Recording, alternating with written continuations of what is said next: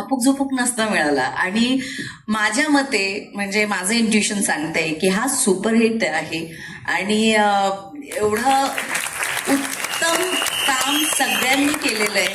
सगळ्यांनी खूप मेहनत घेतली आहे. इनफॅक्ट मला म्हणजे मी एका व्यक्तीविषयी बोलू शकत नाही, अख्खी टीम जी होती ती दिवस रात्र काम करत होती आणि म्हणजे सगळे उन्हात काम करत होते, सगळ्यांचे रंग बदलले होते, पण त्यांच्यातलं पॅशन संपलं नव्हतं. आणि जेव्हा खूप लोक मन लावून काम करतात ना, ते खराब होऊच शकत नाही. So I am damn sure this is super hit film.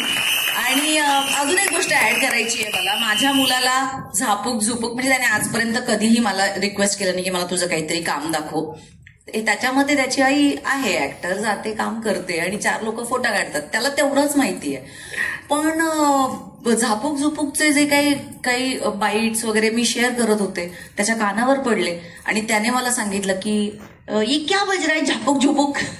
तर मी त्याला ते गाणं दाखवलं युट्यूबवर. त्याला इतकं आवडलं की तो स्वतःहून म्हणाला मला ह्याच्यावर रील करायची आहे. तो अजिबात त्याला कॅमेरा समोर यायला आवडत नाही, पण मला समोर असं वाटतं. आणि त्याला सगळेच खूप आवडले. त्याला सूरज पण त्याला भेटायचंय सूरजला. सो मला आता काहीतरी अपॉइंटमेंट घ्यावी लागणार आहे सूरजकडून. बट म्हणजे एक मुलगा ज्याला अजिबात आतापर्यंत इंटरेस्ट नव्हता त्याला इतकं इंटरेस्ट आहे ह्या गोष्टीमध्ये. मी म्हणते तिथेच आम्ही जिंकलोय. आणि मला गॅरंटी आहे की तुम्हाला सुद्धा सिनेमा हॉलमध्ये जाऊन खूप मजा येणार आहे. तुम्ही जा आणि फिल्मला एन्जॉय करा. आणि ऑफकोर्स सगळ्यांची मेहनत आहे त्याच्यामुळे फिंगर्स क्रॉस्ड. थँक्यू. इथे पॉझिटिव्ह कुठला होता, फ्रॅक्चर होता आणि इथे बोन फ्रॅक्चर काय असतं मला माहिती आहे. ते फ्रॅक्चर झाल्यानंतर 30 दिवस सतत त्या सेटवर काम करत राहायचं. तर कुठेतरी त्या माणसामध्ये एक वेगळी जिद्द असते किंवा खूप वेगळं पॅशन असतं. आणि असे टॅलेंटेड माणसं पॅशनेट असतात त्यावेळेला हे असं काहीतरी वेगळा सिनेमा होता. हा काय नॉर्मल सिनेमा नाहीये. म्हणजे सूरज चव्हाणला मी बिग बॉस मध्येच बघितलं होतं आणि एक साधा भोळा गावातला गरीब मुलगा असं वाटत होतं. पण सेटवर बघितल्यानंतर की तुम्ही प्रेमात पडाल इतका गोड पोरगा येतो. आणि माझ्यासारखा माणूस आहे की मी अनेक कलाकार बघितलेत, पण एक वेगळी USP असते माणसामध्ये आणि त्या माणसाचा गोडवा तो पडद्यावर आणायचा. आणि तोच तर खरं भेटतो लोकांना. ऑडियन्स म्हणजे कोण आहेत, आपणच आहोत ना. तर मला का कोणाष्ट पहिल्या दिवसापासून या सिनेमामध्ये खूप पॉझिटिव्हिटी वाटते. म्हणजे मी जी पॉझिटिव्ह होतो की नाही अरे हा सिनेमा गोडच आहे. म्हणजे हे गाणं पण तुम्ही कधीही ऐका. म्हणजे मी जवळजवळ किती वेळा ऐकलंय. आणि कुठेतरी ट्रेंड सेटिंग सिनेमा आहे हे मी बिलीव्ह करतो.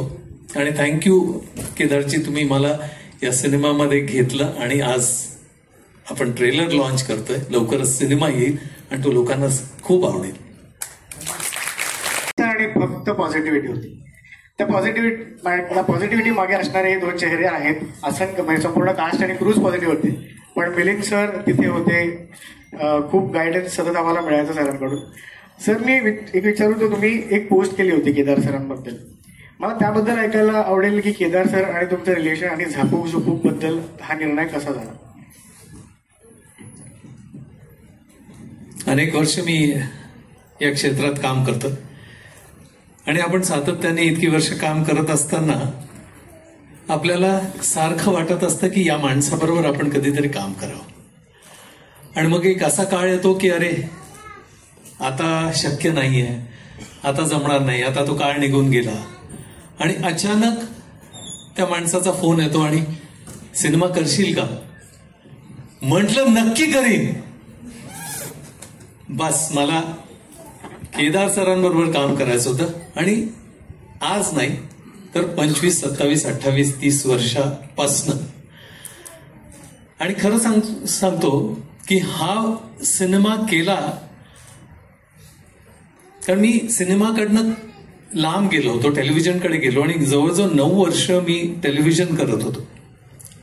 सिनेमाचा वेळ असलेला हा 9 वर्ष सिनेमापासून लांब होता आणि अचानक ज्या वेळेला मी केदार सरांबरोबर काम करायला गेलो तर त्याचं रीडिंग पासनं ते आज इतकं प्रोफेशनल काम मी बघितलंय. मी साऊथचं पण एक सिनेमा केला होता प्रियदर्शन बरोबर, तेव्हा असं वाटायचं की अरे मराठी सिनेमा. झापूक झुपूक टाळ्यांच्या गजरात स्वागत करूया अनेक वर्ष ऍड्स, टेलिव्हिजन आणि सिनेसृष्टीत झापूक झुपूक राडा करणाऱ्या आमच्या दीपाली पानसरे यांना.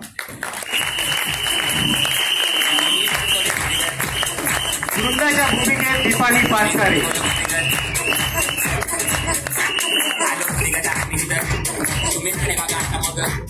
मित्रांनो, गोष्ट विश्वासाने बनलेल्या या सिनेमाची आहे आणि विश्वास ठेवा